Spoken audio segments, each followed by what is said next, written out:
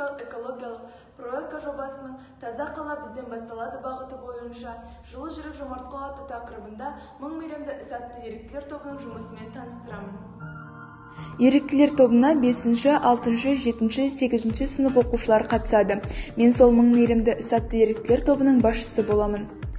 Біздің еріктілер тобының мақсаты мен міндеттері оқушылардың қоршаған әлемі туралы білімін нығайтып, экологиялық сауатты адамды тәрбиелеу. Алған білімдерін практикада қолдануға үйретіп, табиғатты өзінің тіршілік ету ортасы ретінде тануға көмектесе отырып, табиғат туралы білімді, оны сақтау мақсатында пайдалану қажеттілігі, оның тұтастығының қамтамасыз бұзылуын болдырмауды меңгерту. Оқушылардың жергілікті маңызы бар қоршаған орта проблемаларын шешу бойынша практикалық қызметке тарту. Оқушыларға қоршаған ортаға ұқыпты, ізгілікті, қарым-қатынасты және өз іс-әрекеттері үшін жауапкершілік сезімін тәрбиелеу, экологиялық және қоғамдық белсенділік санасын қалыптастыруға ықпал ету. Біздің мектебіміз қала мақтанышы, жасыл, таза әрі көрікті. Мақсаты өзін қоршаған ортаға зиян келтірмей, қайырымдылыққа, ізеттілікке үйретуді мектептің қабырғасынан бастау. Міндеті табиғи және әлеуметтік ортаға деген жауапкершілікпен қарауды қалыптастыру тәрбиенің құрамдас бір бөлігі. Табиғатты қорғау, ағаштар отырғызу, бұталар мен гүлдерді баптау. Мектеп оқушыларын нақты экологиялық қызметке қызықтыру. Жобаның өзектілігі. Мектеп ауласына үлкен автомагистралдың жақын орналасуы, ауаның ластану дәрежесі жоғары және зиянды заттардың көп таралуы адам денсаулығына кері әсерін тигізеді. Осыған байланысты аудан аумағын көгалдандыру мәселесі өзекті болып келеді.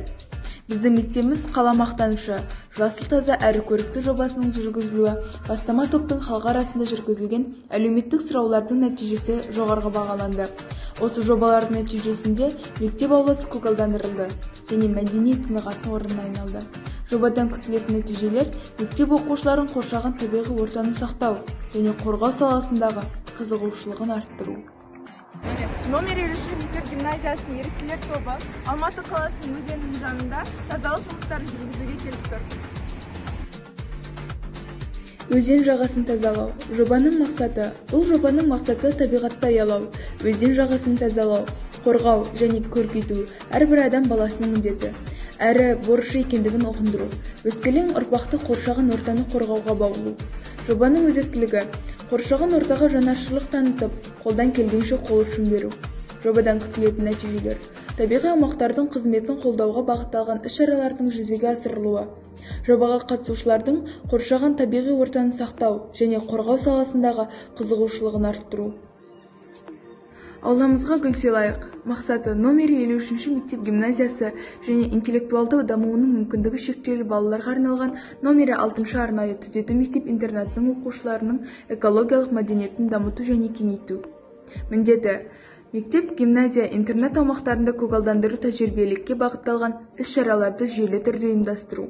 Мектеп оқушыларын нақты экологиялық қызметке қызықтыру. Жобаның өзектілігі. Барлық іс-шаралар номер 53 мектеп гимназия оқушылардың ұйымдастыруымен өтті. Бірлескен шара қаланы абаттандыруға арналған жоба. Еріктілер тобы мен номер 6 интеллектуалды дамуының мүмкіндігі шектеулі балаларға арналған арнайы түзету мектеп-интернатының арасындағы достық пен ынтымақтастық атмосферасын құруға бағытталған. Номер 6 мектеп-интернаттың балаларының жобаға қатысуы олардың қоғамдағы әлеуметтенуіне ықпал ететін болады. Жобадан күтілетін нәтижелер. Жобаға қатысушылардың қоршаған ортаны қорғаудағы іс-шаралардың дағдыларын қалыптастыру. Бұлақ көрсең көзін аш жобасы. Жобаның мақсаты рухани жаңғыру бағдарламасы аясында экологиялық тәрбие беру мақсатында оқушылардың туған жерге, қоршаған ортаға деген махаббатын ояту, жерге құрмет көрсетіп, табиғат байлықтарын аялауды үйрету. Өткізілетін орны Украинская глубокая көшелерінің қиылысы. Жобаның өзектілігі бұлақты қорғау, оның айналасын тазалау. Бұлақтың таза судың қайнар көзі. Жобаның сипаттамасы. Жобаны орындау үшін еріктілер тобы қатысты. Жоба халық қолданысындағы бұлақты сақтап қалуға бағытталған. Бұлақтың айналасындағы аумақты тазалау мен бұлақты қоршау акциялары өткізілді.